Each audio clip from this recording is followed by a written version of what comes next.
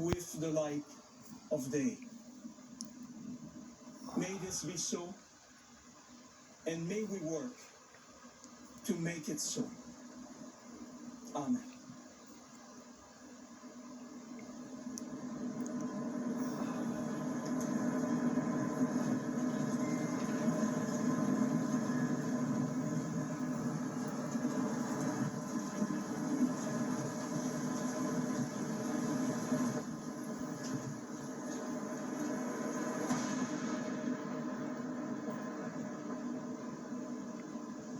Ladies and gentlemen, the Vice-Regal Party will now begin placing their wreaths.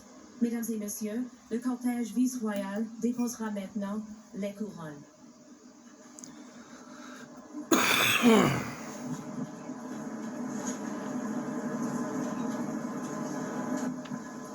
The Governor-General of Canada, Her Excellency, the Right Honourable Julie Payette. La Gouverneure Générale du Canada, Son Excellence, la Très Honorable Julie Payette.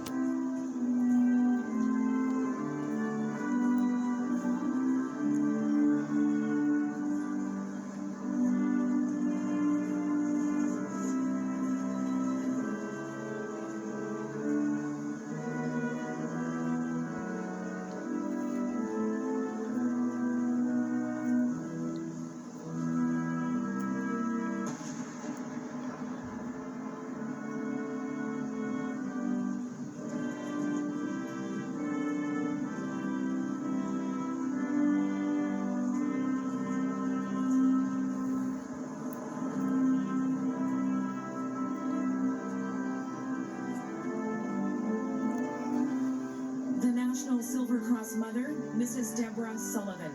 La Mère Nationale de la Croix d'Argent, Madame Deborah Sullivan.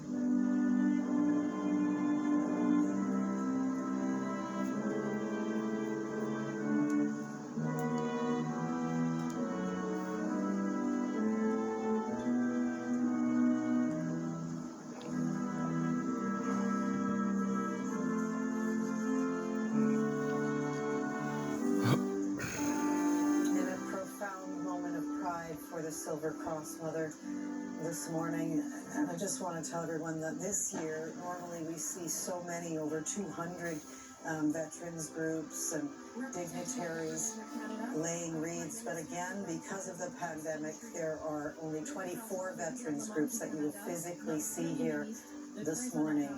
And you can see the poppy drop on the National Arts Center there in that shot. It's like so many beautiful little touches going in to make this a special day. And also, you know, despite the fact that people were asked to stay home, we do see that crowds are forming around the War Memorial on Wellington and Sussex there in Ottawa, Sparks Street, you know, hoping they're physically distant. Some masks, lots of masks, and some veterans among them.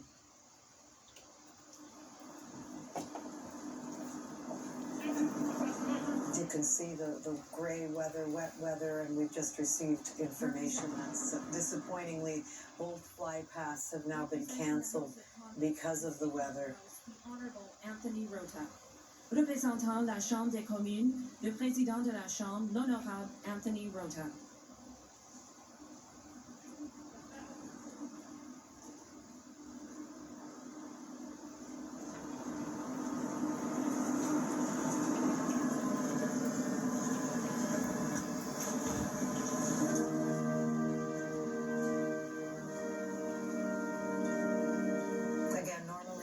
Normally we hear the Ottawa Children's Choir. It was just such an incredible moment.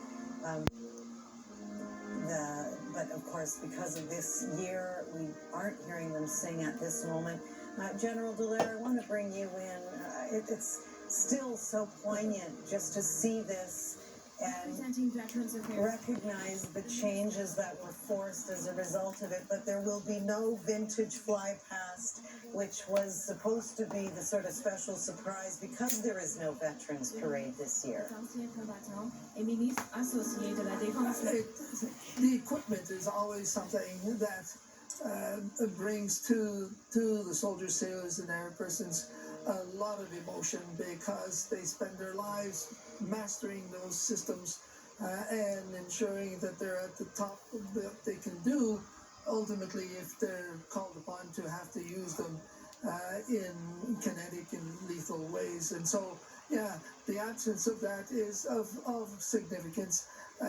And I think there's a very fine gesture that was made by the chaplain general in his speech. He spoke of those who essentially have suffered so much that they cannot handle the post-war and are now taking their lives by suicide.